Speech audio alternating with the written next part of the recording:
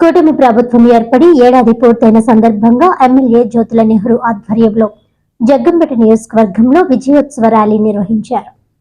తొలుతగా కెర్లంపూడి మండలంలోని పలు కార్యక్రమాలకు ఎమ్మెల్యే జ్యోతుల నెహ్రూ ప్రారంభోత్సవాలు చేస్తూ ర్యాలీ ప్రారంభించారు. తదుపరి జగ్గంపేట మండలంలో జల్ జీవన్ మిషన్ ద్వారా నిర్మించిన వాటర్ ట్యాంకును ప్రారంభించారు. గండేపల్లి మండలం తాళ్లూరులో రోడ్డును ప్రారంభించి గండేపల్లి ర్యాలీ చేశారు.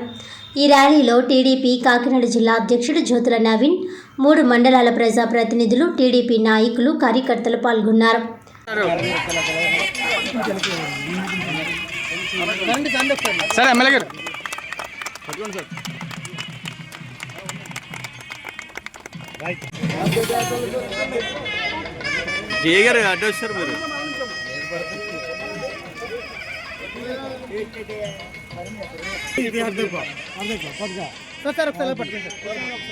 నీరు పెట్టుకునే మంచినీళ్ళు తాగేవాళ్ళమా, అదే రకంగా ప్రతి గ్రామంలో ఉన్నటువంటి మంచినీటి చెరువుల్ని కూడా పునర్వ్యవస్థీకరించి దానికి మైక్రో ఫిల్టర్స్ పెట్టి ఆ ఫిల్టర్స్ ద్వారా మంచినీటిని శుద్ధి చేసి మొత్తం మంచినీరు తాగడానికే కాకుండా వండుకోవడానికి కానీ, మీరు కడుక్కోవడానికి కానీ, నీరు ఉపయోగించేటటువంటి ప్రతి కార్యక్రమానికి కూడా సమృద్ధిగా శుద్ధి చేసినటువంటి నీరు ఇచ్చేటటువంటి కార్యక్రమాన్ని ఒక ప్రణాళికగా రూపొందించుకుని ముందుకు తీసుకెళ్ళిపోతున్నాం.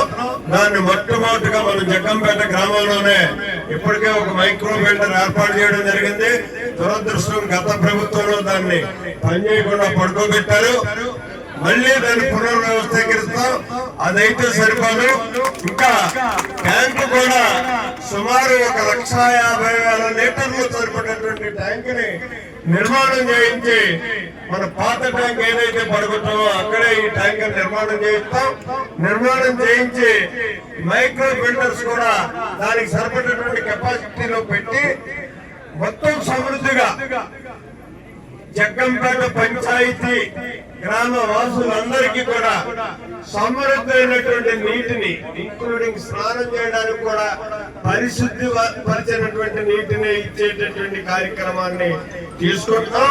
ఇది ఒక జగ్గంపేటకే పరిమితం కాదు, మొత్తం యావత్ జగ్గంపేట నియోజకవర్గంలో చెరువులు ఉన్నటువంటి ప్రతి చెరువుని కూడా ఆ రకంగా తయారు చేసి నీరు ఇవ్వాలనేటటువంటి ప్రణాళికలతో ముందుకెళ్తున్నాం అని చెప్పి తెలియజేసుకుంటూ, రాబోయే సంవత్సర కాలంలో ఈ కార్యక్రమాన్ని 83 గ్రామ పంచాయతీలకి కూడా పూర్తి చేస్తా అని చెప్పేసి ఛాలెంజ్ గా తీసుకున్నాం. దీన్ని